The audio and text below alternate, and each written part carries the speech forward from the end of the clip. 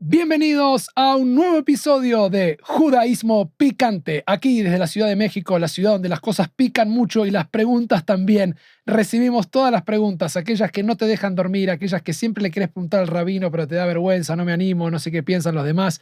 Esas preguntas aquí las recibimos el Rav Diego, nuestra comunidad Betel de México, desde nuestro Beit Midrash, espacio de estudio, y en este canal, el canal de pasión y gratitud. Así es como se vive la vida, así es como debe uno unirse, suscribirse y estar al pendiente de cada nuevo episodio. Tenemos tantos episodios, tantas verticales de contenido que ha crecido este espacio, que queremos invitarlos a que sigan aprendiendo con nosotros, no se pierdan todo lo que se viene, nuevos videos, nuevas verticales de contenido, pero aquí estamos unidos porque tenemos una duda particular y la que vamos a responder en este episodio. Así que bienvenidos a un nuevo episodio, una nueva pregunta de judaísmo bien hoy, bien picante.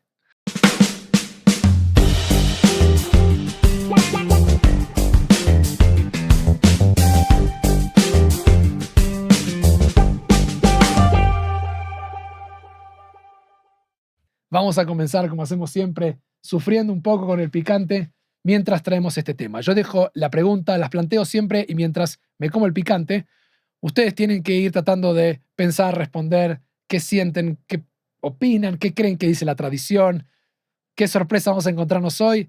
El título siempre aparece justamente en la portada de este video, en el título del video, y efectivamente vamos a hablar de una pregunta que me hicieron ya varias veces sobre la subrogación. Es decir, lo que se conoce de alguna manera u otro nombre es como alquilar el vientre. ¿Se puede desde la tradición judía hacer esto? Vamos a lidiar con esta pregunta. ¿Qué significa? ¿Qué se opina? Y ustedes, mientras yo voy comiendo el picante y entro en calor, ya preparándome para este momento crucial con estas salsas cada vez peores, como dije, me están empezando a regalar salsas. La gente creo que disfruta más verme comer el picante y atravesar eso que todo el contenido. Espero que así no sea. Mientras yo trato de atravesar ese momento de tensión, ustedes ya vayan pensando. ¿Qué opinan de esto ustedes en sí mismos? ¿Qué piensan que opina el judaísmo sobre esto? ¿Se puede? ¿No se puede? ¿Qué argumentos traerían? La idea es ir aprendiendo después de todos estos episodios y, como siempre digo, a que no me digan sí, no, sino que traten de pensar, a ver, ¿qué antecedentes tengo? ¿Cómo podría evaluar? ¿Qué diría la tradición? ¿Tengo una manera? ¿Ha habido algo así en la historia? Vayan por ahí, que yo mientras tanto voy a sufrir en el honor de todos ustedes y de Am Israel, del pueblo judío, este picante una vez más.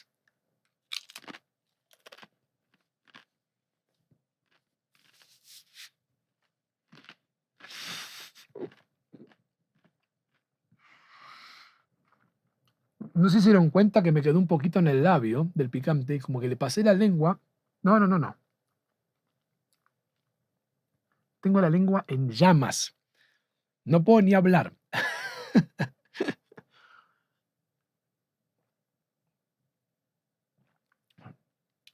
Muy bien. ¿O no? Oh. Como ustedes saben, este espacio, además de ser, en la medida que podemos, honesto, también intenta ser divertido y simpático. Y por eso me ve comer picante, por eso me río, por eso estoy como relajado. Me siento que estuviera con amigos contándoles la respuesta cuando me las hacen, y así nació Judaísmo Picante. Hace poco me preguntaban cómo empezó este espacio y les contaba, empezó con nuestra querida productora Cara Bulafia, que me dijo, contame algo más picante. Y ahí empezó Judaísmo Picante. Y me dijo, te voy a poner con totopos a responder las preguntas picantes. Me pica toda la lengua. Pero como hicimos en algunos episodios y varios ya de estos, que son temas picantes porque son muchas veces controversiales o polémicos, sé y tengo muy claro que este es un tema que también lidia con mucha sensibilidad y con muchas parejas que sufren sobre el tema de la maternidad y quienes no tienen la bendición de tener hijos de manera tan natural y han buscado todos los métodos y han atravesado y sufren, y soy consciente como rabino porque no solamente explico esto, sino que acompaño en la medida que se me dan las posibilidades de estar presente en todas las etapas de la vida a quienes se acercan, y yo sé que es un tema difícil y vamos a hablar de algo que no es fácil para quienes tienen que atravesar ese periodo incómodo donde tratan de quedar embarazada ella y no puede, y la pareja sufre con esto y se genera tensión. Y de ahí viene este tema que vamos a explorar y que es la tradición. Hace poco ha habido una serie justamente que salió sobre este tema en Israel y plantea polémicas muy interesantes, y la serie se las puedo recomendar. No es una serie fácil, pero van a ver que estos temas están presentes porque es un tema que atraviesa, me pica todo, atraviesa también el mundo entero, y no solo las fuentes que traigo que están basadas especialmente y las que tengo por las responsas del mundo de Estados Unidos. Para poder responder, leí 6 respuestas diferentes, 6 respuestas de rabinos que escriben sobre este tema en la modernidad. La mayoría de estas respuestas son Masortí, de movimiento conservador, al cual yo pertenezco y al cual ustedes aquí están aprendiendo de esta mirada conservadora, justamente porque tiene el abordaje histórico crítico y que han lidiado con este tema. Y por lo que siempre decimos, cada respuesta tiene una visión distinta. Nuevamente, mi Rav, a quien usé en el episodio anterior y en varios episodios también, el Rav Golinkin, también ha escrito, y la respuesta que traigo es finalmente una de él, porque él escribió mucho después que estos anteriores que escribieron, entonces tiene una última posición y puede ver el desarrollo de qué escribieron estas personas y qué opina él, y traernos distintas fuentes de todos lados a nivel histórico, a nivel sociológico, a nivel alágico, y puede mirarlo desde una perspectiva mucho más amplia al ser que escribe posterior, porque ya tiene el trabajo de los anteriores. Entonces, vamos a empezar por algún lado con este tema. Dentro de la respuesta que escribió en el año 1997 el rabino conservador Eli Spitz, él escribió que hay 2 tipos de maternidad subrogada. O sea, explicó qué es la subrogación de vientre. Y para poder analizarlo, explica que hay 2 categorías y es bueno conocerlas. ¿Qué significa esto de alquilar el vientre y qué 2 hay? Tal vez ustedes ya conocen esto, pero para quien no tiene ni idea del tema, vamos a abordar por algún lado. Siempre me gusta empezar por la primera pregunta, la más esencial. ¿Qué es este tema? Entonces, el primer caso se llama subrogación por óvulo. Y esta es la más común que hoy en día se conoce. Se utiliza tanto su óvulo de la madre como su útero. Esto ocurre porque la madre deseada carece de ovarios sanos o de la capacidad para llevar un bebé a término. La subrogada, la mujer que es, digamos, contratada para hacer esto, es inseminada por el esposo mediante inseminación artificial y acepta entregar el bebé a él y a su esposa. El primer acuerdo de subrogación pagada, miren esto, súper moderno, tuvo lugar en el año 1980, ayer en la historia de la humanidad, no del judaísmo, y hasta 1997, que es cuando Spitz escribe su responsa, ya estamos en el año 2025, habían nacido ya alrededor de 4.000 niños en Estados Unidos mediante esta técnica, con 1.000 nuevos acuerdos cada año. La mayoría de estas fuentes, estos rabinos, son en Estados Unidos. Ahora les voy a traer lo que dice Golinkin en Israel, porque en Israel también ya existe esto. El segundo tipo de subrogación es lo que se llama una subrogada gestacional, que sirve esencialmente como una, llamemos de una manera, una incubadora, entre comillas, no sabemos cómo usar estos términos, es como alquiler de una mamá. Ella es impregnada mediante fertilización in vitro. ¿Por qué dicen in vitro? Tal vez también saben eso, yo aprendo con ustedes y les comparto que yo aprendo. ¿Qué quiere decir in vitro? Quiere decir en vidrio. ¿Por qué en vidrio? Porque los tubos de ensayo eran los que se usaban, eran de vidrio, ya no se usa necesariamente así, pero el nombre quedó, fertilización in vitro. ¿Y qué se hace esto? Con el óvulo fertilizado de los padres deseados. Esto ocurre porque la madre deseada tiene un útero mal formado o ausente, una condición médica que haría peligroso su embarazo o una condición médica que pondría en peligro al feto. Y el primer nacimiento de un bebé por subrogación gestacional de esta manera ocurrió en 1986. Entonces, estos son los 2 tipos de casos que hay. Ya han habido históricamente, desde que esto comenzó, varias demandas famosas relacionadas con acuerdos de subrogación fracasados, en los que la madre subrogada, por ejemplo, incumplió el acuerdo. U otros casos que tenemos que han sido más difíciles, que llegaron a la Corte de Estados Unidos, son casos donde justamente no se cumple el acuerdo, o los padres dicen no queremos ahora al niño, y la mujer tiene un bebé que no era el acuerdo, se rompe el acuerdo, son casos muy polémicos.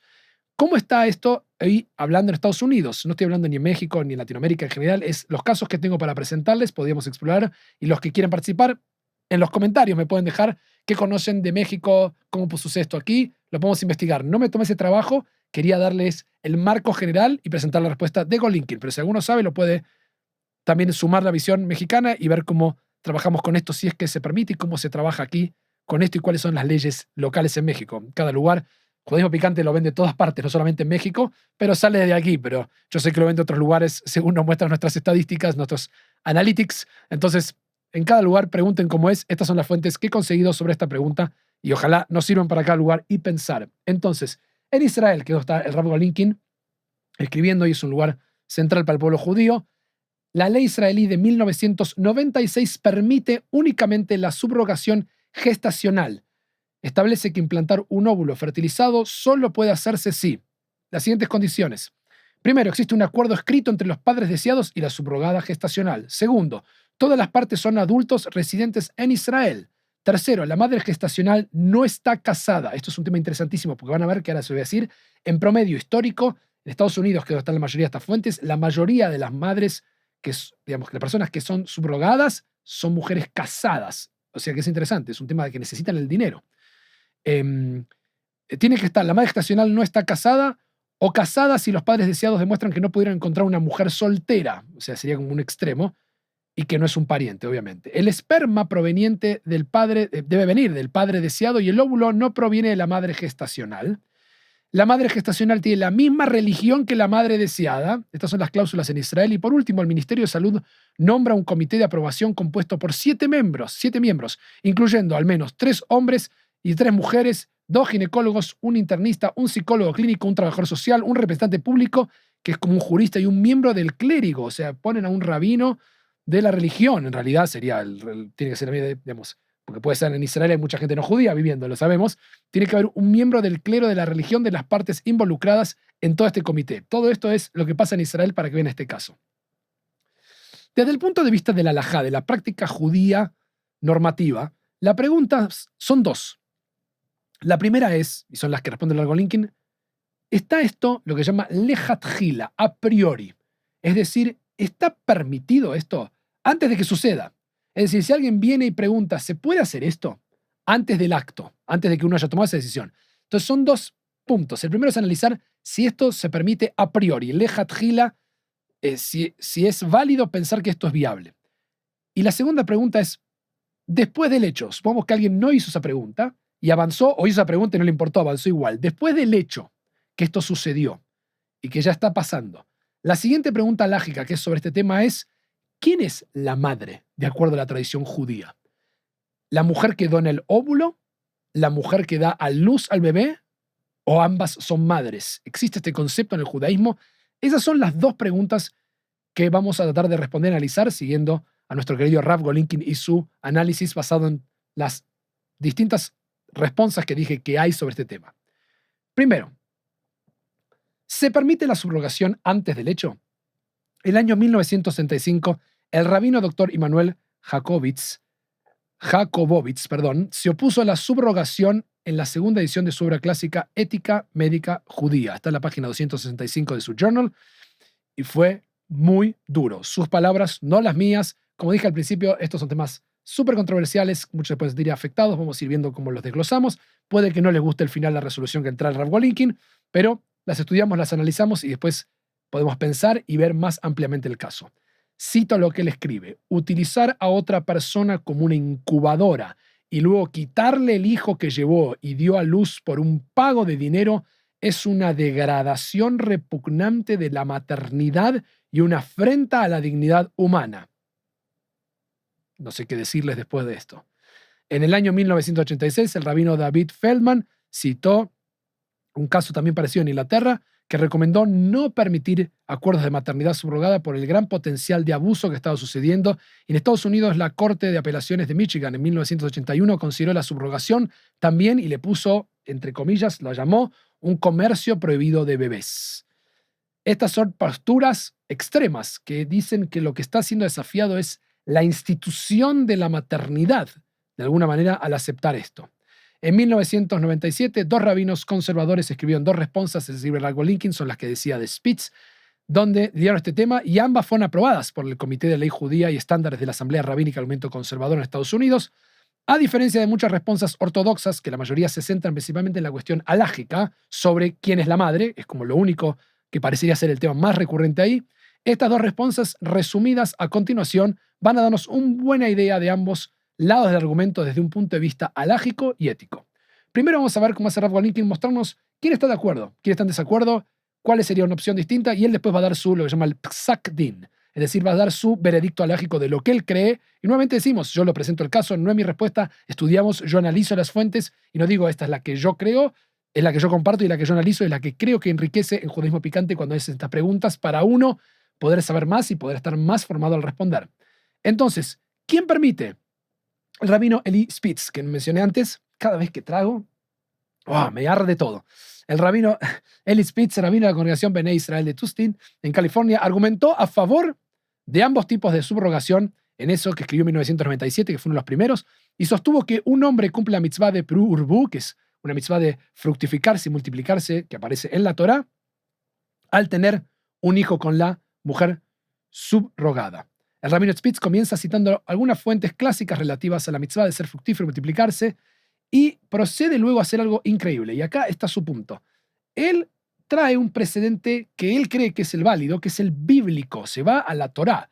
Porque yo puedo mostrar lo que está en la Torá y lo puedo sostener, tiene mucho peso. Como ustedes saben, si algo está en la Torá escrita, siempre en el triángulo invertido de que hablamos en los episodios anteriores que pueden ver, quien no sabe de qué estoy hablando, es un triángulo que utilizo para enseñarnos a recordar y cómo pensar las fuentes. Aquí abajo está la Torá, que es lo más autoritativo, después sigue la Biblia, después sigue la Mishnah, los comentarios a la Mishnah, que es el Talmud, y todas las responsas rabínicas medievales, todo sigue. Si encuentro un argumento que lo tengo aquí abajo, lo tengo en la Torá, que se llama Midioraita, quiere decir de la luz, y que ni siquiera es de Rabanán, si tiro esa carta como si fuera un partido, te gané el partido, no hay manera, es la mejor carta. Y él va a intentar mostrar que esto existe desde la Torá misma, y de ahí va a querer justificar todo esto. ¿Dónde va? A la subrogación en el caso de lo que llama la shifja. ¿Quién es la shifja? La sirvienta, es decir, las mujeres que tenían nuestras matriarcas. Si recuerdan en la Biblia, en Génesis, tanto Sara como Rivka como Rachel, las matriarcas de Israel, tuvieron problemas de infertilidad, no podían quedar embarazadas. Sara le pide a Abraham que tenga un hijo con Agar, con su sirvienta. Lo mismo sucede con Jacob, que se termina acostando y teniendo relaciones con Bilá y Zilpá, que son las sirvientas de sus mujeres para tener hijos, que son de sus mujeres. Esta institución que existía en el mundo bíblico, que obviamente ya no existe, se llama la shifja o la sirvienta, para él es similar a la subrogada del óvulo actual, quien proporcionaba tanto el óvulo como el vientre. Entonces tenemos casos que va trayendo de la Torá, no los voy a leer porque son las citas, pero solamente para darles una pauta, ¿no? Sara dice a Abraham, mira, el Señor me ha impedido tener hijos, únete a mi sirvienta Agar, quizás me edifique, quizás tenga una hija a través de ella. Abraham acepta y Agar da luz a Ismael. Esto está en Génesis, en el libro de Bereshit, capítulo 16, versículo 2. Lo que tenemos son las respuestas de estos. Rachel también le dice a Jacob, aquí está mi sirvienta Bilá, únete a ella para que dé luz sobre mis rodillas, yo también me edifique a través de ella. Entonces le dio su sirvienta Bilá como concubina y Jacob cohabitó con ella. Rachel nombró al hijo Dan, luego Bilá dio luz a Jacob un segundo hijo y Rachel lo llamó Naftalí. Está jugando con esto porque las matriarcas, que son las esposas, están poniendo los nombres. Entonces dice, acá hay algo parecido. Lo mismo sucede con Lea, con el caso de Silpá, también se repite la historia. Entonces, a pesar de las diferencias entre la sirvienta bíblica y la subrogada moderna, hay tres valores compartidos, dice el Rab Spitz. Dice, primero, se permite el uso de un tercero como último recurso para asegurar un heredero para el esposo, ya está en la Torá. Segundo, aunque los hijos nacieron de la sirvienta, la Torá reconoció el papel maternal de la madre deseada. Es decir, Sara, Rachel y Lea dan el ok para esto y ellas incluso le otorgan derechos y las matriarcas incluso nombran a los hijos y los adoptan como parte de ellos. O sea que es muy parecido, dice. Y aunque la sirvienta no fue reconocida como esposa de los patriarcas, sus hijos fueron tratados como descendientes del patriarca con pleno derecho de herencia. Entonces, el rabino Spitz tiene un argumento lo que trae. Parecería decir que sí, y a continuación le empieza a exponer algunas de las objeciones éticas y legales que le empiezan a hacer cuando él trae su responsa y trata de refutarlas en su propia responsa. Él escribe y dice, ya sé que me han dicho esto, aquí les presento si alguien le hizo abogado del diablo y me presentaron esto y lo otro, aquí les presento los que yo creo. Tengo además que me pica no solo la garganta, sino la nariz. Muy bien. Entonces, primero, él le dijeron que pagar a la madre subrogada era similar a vender bebés, es decir, vender bebés para adopción, lo cual era ilegal en Estados Unidos. El Rab Spitz se refuta esta comparación ampliamente y dice, no estamos hablando de lo mismo, no hay alguien vendiendo bebés, no tiene que ver con eso. Segundo, el rabino Mark Hellman compara la subrogación con lo que se llama oshek o explotación. Cita a la Torá donde dice, no oprimirás a tu prójimo. Y incluso cita al Talmud, donde dice una frase muy fuerte del Talmud que dice, en Sukkot 29, es mejor hacer un poco de bien con lo que es tuyo que hacer mucho bien explotando lo que pertenece a otros. Y le trae ese argumento a Spitz y le dice, en otras palabras, una pareja adinerada puede estar explotando a una mujer pobre al hacer esto. Y el Rab Spitz responde justamente que así como un hombre recibe pago por sus músculos o por su trabajo, una mujer puede recibir una compensación por usar su vientre.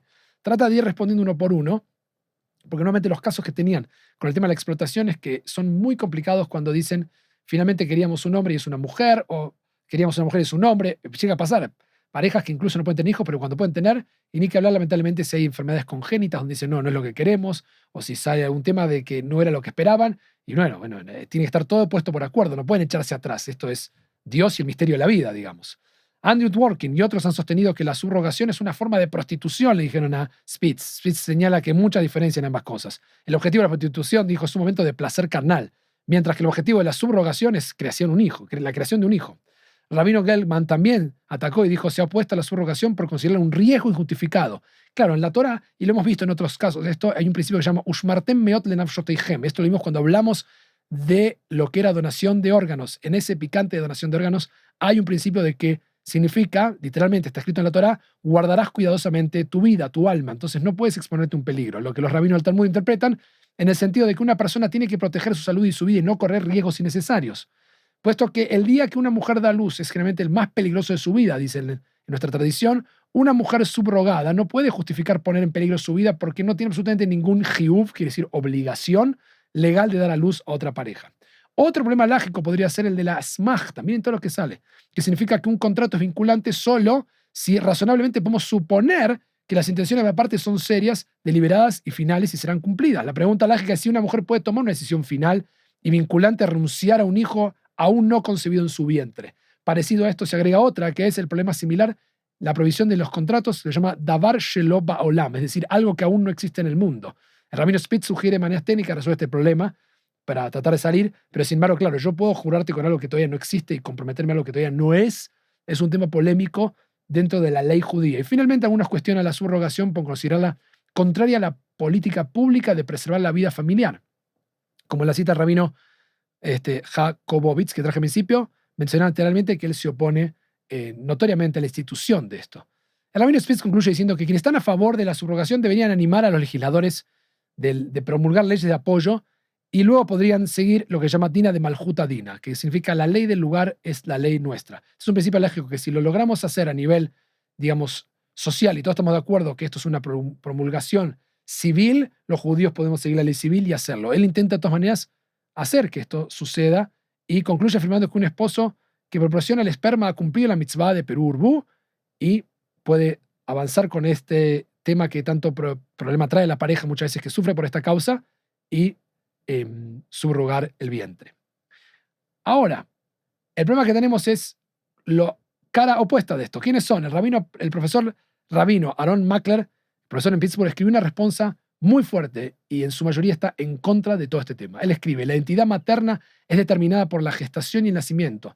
La madre gestacional subrogada no es simplemente una incubadora o un vientre alquilado. Ella es alágicamente simplemente la madre del niño. En la tradición alágica normativa más antigua, de donde sale el niño, esa es la madre.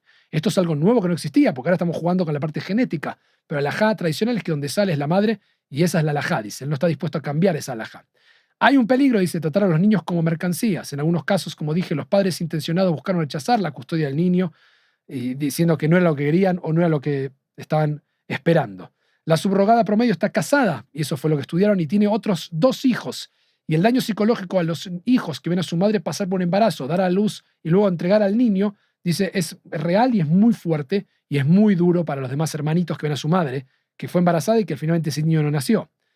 La subrogación también interfiere con las relaciones sexuales de la subrogada casada. La mujer que está atravesando el periodo de lo que es la maternidad es muy incómodo, tiene muchos cambios y eso puede afectar incluso el shalom bait, la paz entre el marido y su esposa, y esa ni siquiera es su propio hijo. Entonces pone en tensión también la pareja y puede pasar cosas muy extrañas como en la serie esta que les contaba que se hace poco, donde la persona termina, no les quiero contar toda la serie, pero es interesante porque se enamora, la persona que la contratan también se enamora de ella que está cuidando a su hijo. Entonces él termina medio de una relación complicada y todo esto va a complicar esa relación en este caso, porque está muy preocupado por esa mujer que cuida a mi hijo y no es mi esposa. Entonces traen estos casos que van a desafiar todo esto es para invitarnos a pensar, no necesariamente es para que digamos sí, no, blanco, negro, el Rav Golinki va a dar su respuesta, pero son todas áreas que en la halajá, temas que podemos tirar y pensar para dar vueltas a los temas que tenemos.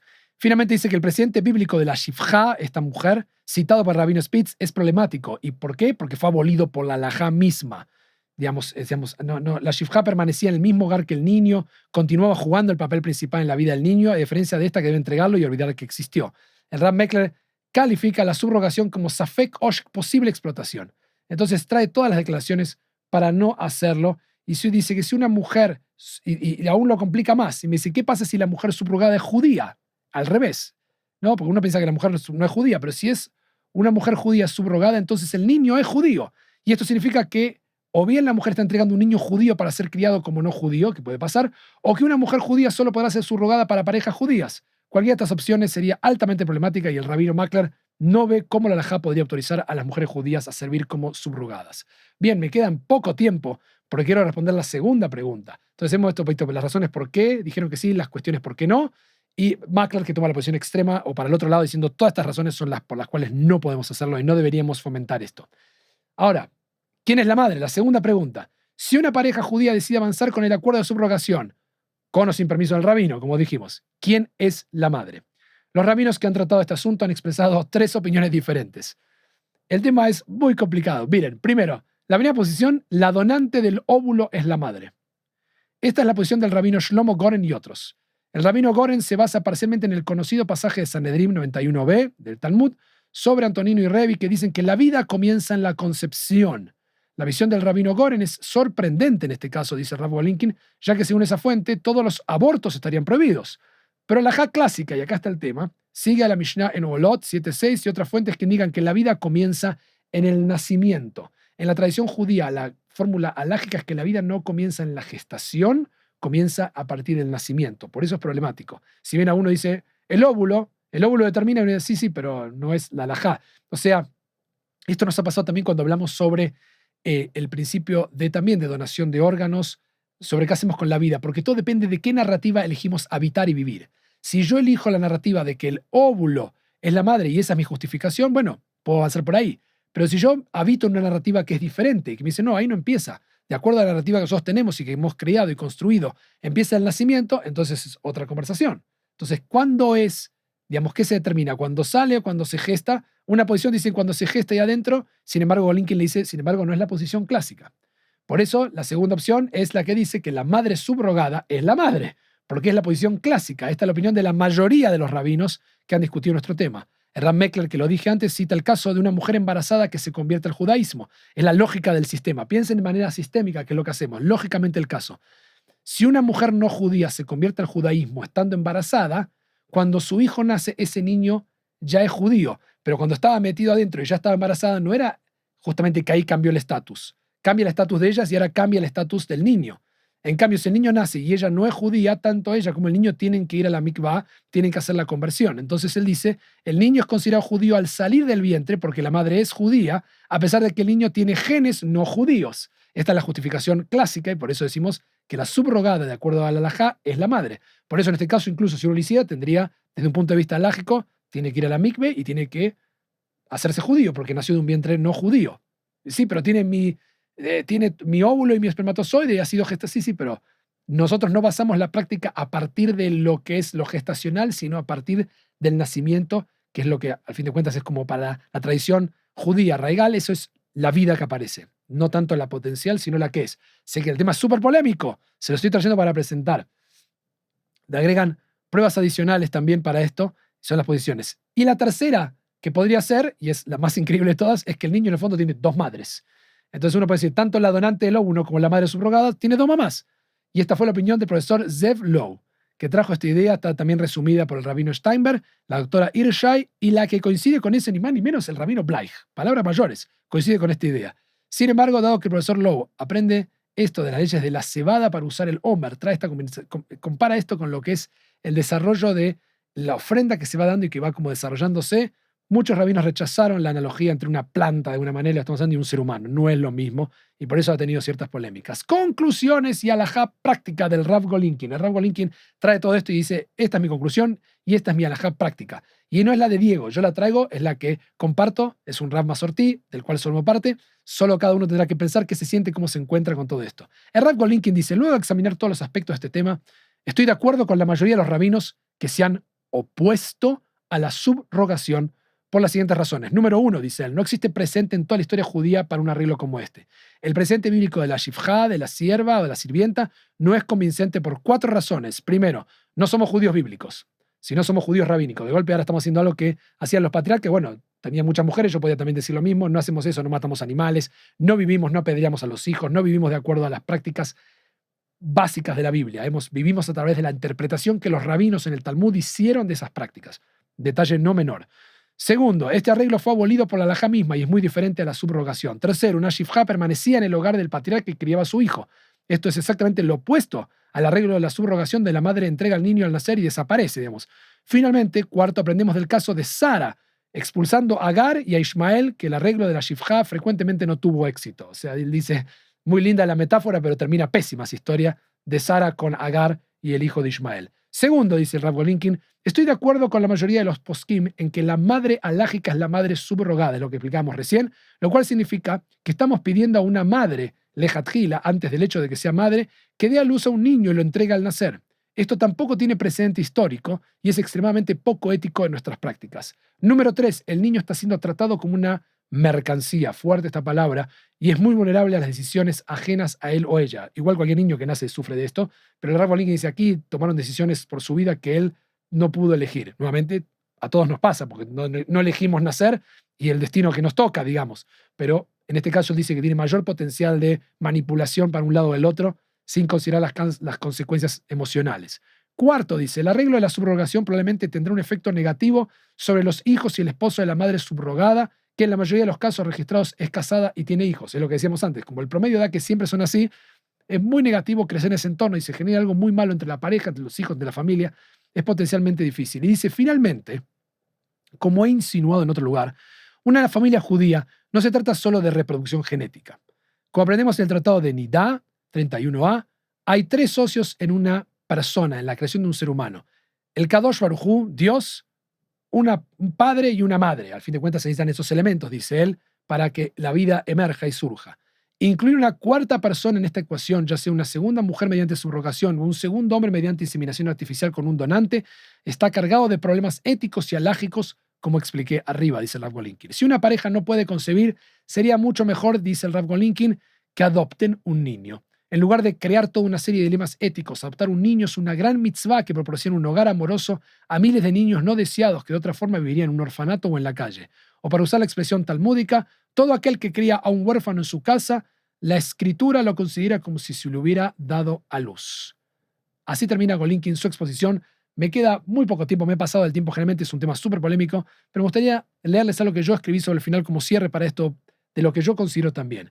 Vemos que el tema de la subrogación desde la mirada judía no es simple, es muy complejo y hay muchas posiciones. Hay argumentos sólidos que pueden ir por un lado para el otro en la discusión y fuentes profundas que van a desafiarnos a reflexionar.